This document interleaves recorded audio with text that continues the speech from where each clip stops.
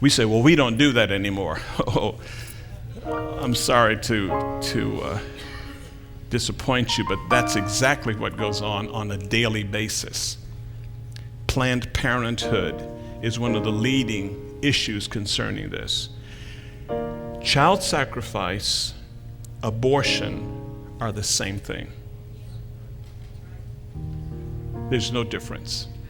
And when we consider the fact, in fact, it's ironic that you are pro-life versus pro-choice. Every time I've gone through the dictionary, it's pro and con, or it's pro and anti.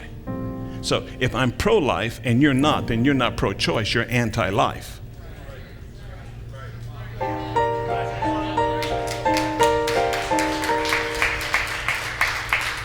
But you can't clean up anti-life. And so you got to offer a euphemism for anti-life and call it pro-choice. But the irony of pro-choice means I can choose whether I want you to live or die. And that's God's choice. And anyone who takes God's place gets in God's trouble. Look at one more passage, Jeremiah chapter 32, verse 35.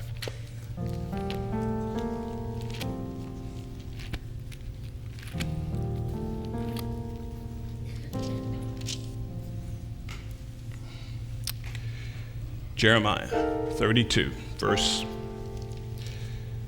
35. He says, they built the high places of Baal that are in the valley of Hinnom to cause their sons and their daughters to pass through the fire to Molech, which I had not commanded them. And I want you to look at this phrase. It's such an interesting phrase in the scriptures. He says, I had not commanded them, nor had it entered my mind that they should do this abomination. Now, God is using a term that would help you to understand from a human standpoint. He says, it never occurred to me to tell you. It never occurred to me that I would need to tell you, don't let your babies go through fire. It never entered my mind to put that in. He says, but you're doing something that the nations did, and there is something desperately wrong with that. And when the church begins to give assent, whether we are passive about it or whether we're active about it, we become guilty along with the folks who do it.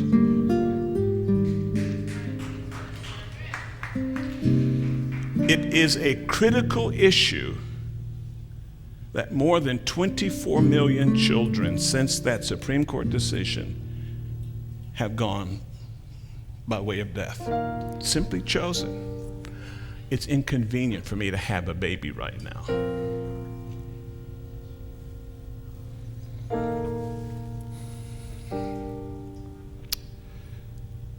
Marriage. Look at Genesis. Let's just look at the scriptures. See what the scriptures say. Jesus would often say, what saith the scriptures? Well, let's look at the scriptures. Genesis chapter 1.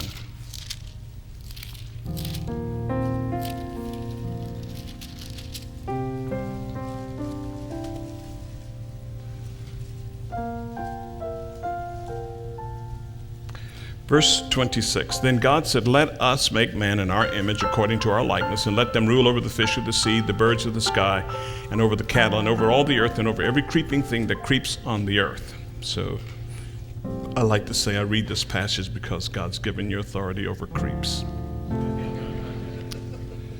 Verse 27, God created man, how? In his own image. Mankind, human beings, in his own image. In the image of God, he created him, and then, come on, male and female, he created them. How did he create them? Male and female. Now notice what he says. God blessed them, and God said to them, who is the them?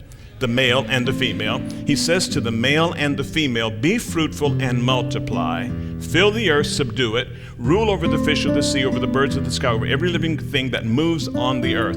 He says to the male and the female, be fruitful and multiply. Everything in science and in nature tells you that a man and a man cannot be fruitful, and that a woman and a woman cannot be fruitful. It has to be male and female. Anything other than that is contrary to God's design. Genesis 2. Verse 18. The Lord God said, "It is not good for the man to be alone. I will make him a helper suitable for him." Where's Chet? What are you teaching on? How to avoid marrying a jerk. Now I want to ask you a question. I got to ask this question because it came to my mind when you asked it. When he said how to avoid marrying a jerk, did you think male or female? How many thought male for jerk? Okay. How many thought female? Just a couple. Okay. And I recognize, I see those hands. But the moment you said jerk, I thought, okay, we're looking out for the ladies. But are there any jerks that are female? Okay, but why didn't you think of that when you came to that? All right, that's just an aside. It has nothing to do with the message. Verse 18, then the Lord God said, "It is not good for the man to be alone. I will make him a helper suitable for him. I will make him someone who is complementary to him." And then go to verse 21. Verse 20, the man gave names to all the cattle, to the birds of the sky, to every beast of the field, but for Adam there was not found a helper suitable for him. Verse 21, so the Lord God caused a deep sleep to fall upon the man. He slept, then he took one of his ribs, closed up the flesh at that place. Verse 22, everybody read. The Lord God fashioned into a woman. What did he do? He fashioned into a woman. What did he fashion it into? A woman, the rib which he had taken from the man, and brought her to the man. The man then said, wow,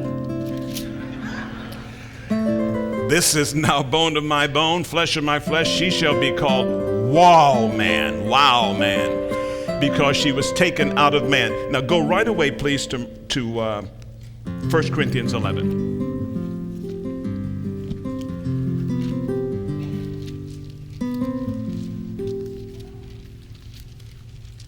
Take a deep breath and say, I'm still breathing. Come on. All right. 1 Corinthians 11.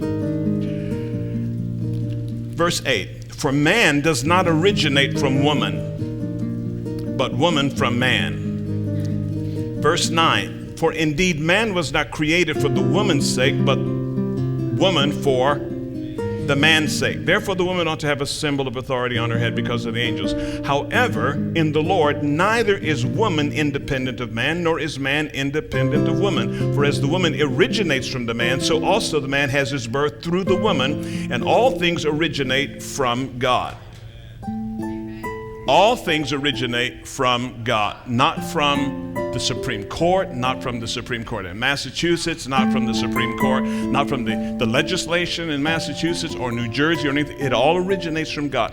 God defines and makes the distinction. He helps you and I to understand so that when you see something that's coming at you that's contrary to God's design, you are free to say, that's not God. And you're not being homophobic. You're being biblical.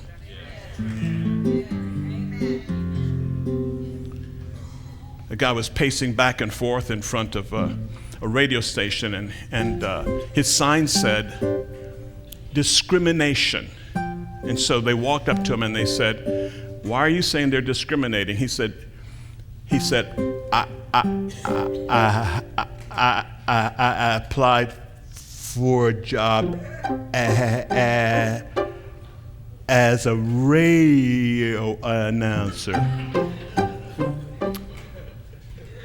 and they won't hire me because I'm Korean.